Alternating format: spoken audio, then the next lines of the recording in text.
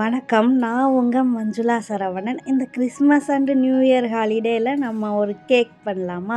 Cake ரொம்ப நல்லா டேஸ்ட்டாக வந்தது. நான் கொஞ்சம் ஈஸியாக தான் ஃபேக்ட்லாம் வச்சு பண்ணேன், சொல்கிறேன். கொஞ்சமாக ஃபஸ்ட்டு ப்ரீ சோக் பண்ணணும் ஃப்ரூட்ஸை. ஏன்னா ட்ரை ஃப்ரூட்ஸ் ரெடியாகவே சோக் பண்ணது கிடச்சிது. ஆப்பிளும் பனானாவும் மட்டும் ஆட் பண்ணால் நல்லாயிருக்கும் நான் பார்த்த ரெசிபியில் இருந்ததால் இந்த பட்டரில் ஒரு ஆப்பிள் ஃபைன் சாப் பண்ணி ஆட் பண்ணிவிட்டு ஒரு பனானாவும் ஃபைன் சாப் பண்ணி ஒரே சைஸில் ஆட் பண்ணிவிட்டு இது பண்ணியிருக்கேன். அதில் ஒரு 1/4 கப்பு ஜாகரி. இதிலே சர்க்கரையும் ஜாமும் வேணால் சேர்த்துக்கோங்க. நான் முடிஞ்ச வரைக்கும் அதெல்லாம் வேணான்னு சொல்லிவிட்டு அதெல்லாம் ஆட் பண்ணல. இதை நல்லா கொஞ்சம் ஜாகரி கோட் ஆகிற வரைக்கும் போட்டு இதிலே கொஞ்சமாக பாதாமும் முந்திரியும் கூட போட்டு இது நான் ஸ்டோர் பாட்டு டிராஃபிக்கான ஆரஞ்சு ஜூஸை ஒரு அரை பாக்கெட்டு 100 ml கிட்டக்க இதில் ஊற்றினேன். இதுவே அது முழுகிற அளவுக்கு இருந்தது. இது ஊற்றி விட்டு அதை அப்படியே சிம்மில் வச்சு ரெடியூஸ் பண்ண வச்சேன். இதில் ஃப்ரூட்ஸ் மட்டும் மெஷர்மெண்ட்டெல்லாம் இல்லை. நம்ம இந்த 1.5 கப்புக்கு இந்த அளவுக்கு போடுறப்ப இந்த நம்ம செஞ்ச ஃப்ரூட்ஸ் அளவு கரெக்டாக தான் இருந்துச்சு. தான் டிராஃபிக்கான ஆரஞ்சு ஜூஸ், ஸ்டோர் பாட் ஆரஞ்சு ஜூஸ் தான் இதுக்கு நல்லாயிருக்கும்னு சொன்னாங்க. அதனால் அது ஊற்றுனேன். இது நல்லா ரெடியூஸ் ஆனப்போ காமிக்கிறேன்.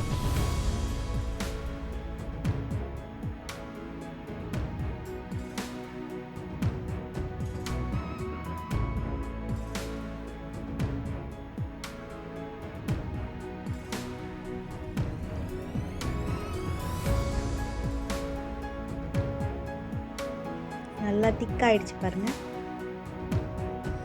நான் மூடெல்லாம் இல்லை, அப்படியே சிம்மில் வச்சு அப்படியே தான் இது பண்ணேன். நல்லா ரெடியூஸ் ஆன அப்புறம் எடுத்து நல்லா ஆறுனதுக்கப்புறம் தட்டு போட்டு மூடி வச்சுக்கோங்க. இது ஒரு 1 டே கிட்டத்தட்ட அப்படியே இருந்துச்சு. நெக்ஸ்ட் டே ஈவினிங் தான் நான் இது திருப்பி கேக் செய்கிறேன்.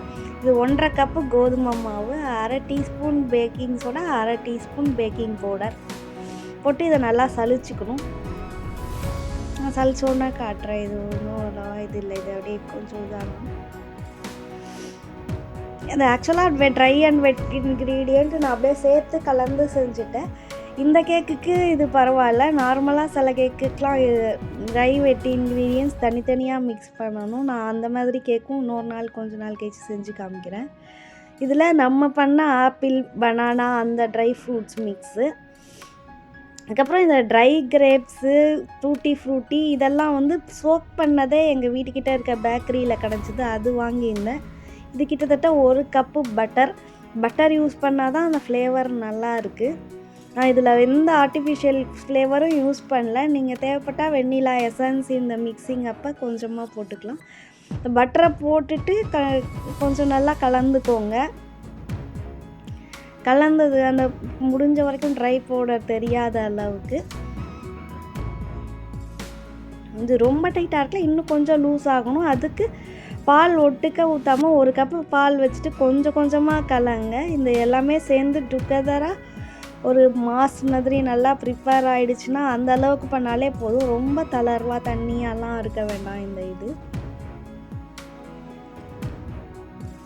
கொஞ்சம் கெட்டியாகவே தான் இருக்கணும் ஃபைனலாக கூட.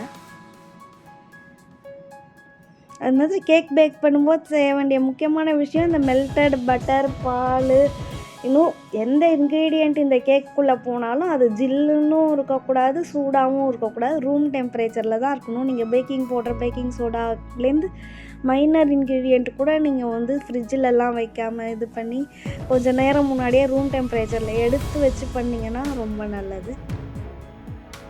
கேக் பேக்கிங்கில் மெயின் மெஷர்மெண்ட்டு ஃபாலோ பண்ணுறதும். இதில் ஃப்ரூட்ஸுக்கு தான் மெஷர்மெண்ட் கிடையாது. உங்கள் வேணுங்கிற அளவுக்கு போட்டுக்கலாம். அந்த 1.5 கப்பு மாவுக்கு பால் 1 கப்பு, இது butter 1 cup, 1/2 teaspoon baking soda, 1/2 teaspoon baking பவுடர்லாம் ஃபிக்ஸ்டு. அது மாதிரி வெல்லம் கூட நீங்கள் உங்களுக்கு தேவையானது போட்டுக்கோங்க. நான் 1/2 கப்பு தான் போட்டேன். இன்னும் கொஞ்சம் ஸ்வீட்டாக இருக்கலான்னு தோணுச்சு. அதுக்கப்புறம் ஆனால் கூட டேஸ்ட்டு ஃபினிஷ்லாம் நல்லா இது நல்லா ஈவனாக செட் பண்ணிவிட்டு இந்த இதில் இது பண்ணிவிட்டு மேலே கொஞ்சோண்டு சேர்த்து ட்ரை ஃப்ரூட்ஸ், பாதாமும் முந்திரியும் மிக்ஸு, இந்த ட்ரை ஃப்ரூட் மிக்ஸும் கொஞ்சம் எடுத்து வச்சுருந்தேன், அதெல்லாமும் சேர்த்து அங்கங்கே ஈவனாக போட்டு விட்டுட்டு ஓடிஜி முன்னாடியே ப்ரீ ஹீட் பண்ணி வச்சுருந்தது 180 டிகிரியில் 30 மினிட்ஸு அப்புறமாவும் வச்சேன். ஆஃப்டர் 30 மினிட்ஸ் எடுக்கிறப்ப கண்டிப்பாக க்ளவுஸ் போட்டுக்கோங்க. எடுத்து வச்சுட்டு ஒரு கம்பி வச்சு கம்பி ஒட்டாமல் வருதான்னு பார்த்துட்டு பிளேட்டில் மாற்றிக்கோங்க. அந்த லைனிங் பேப்பர் கொடுத்து வச்சுருக்கிறதால கேக் ஃபில் பண்ணும்போது அது ஈஸியாக வந்துருச்சு பாருங்கள்.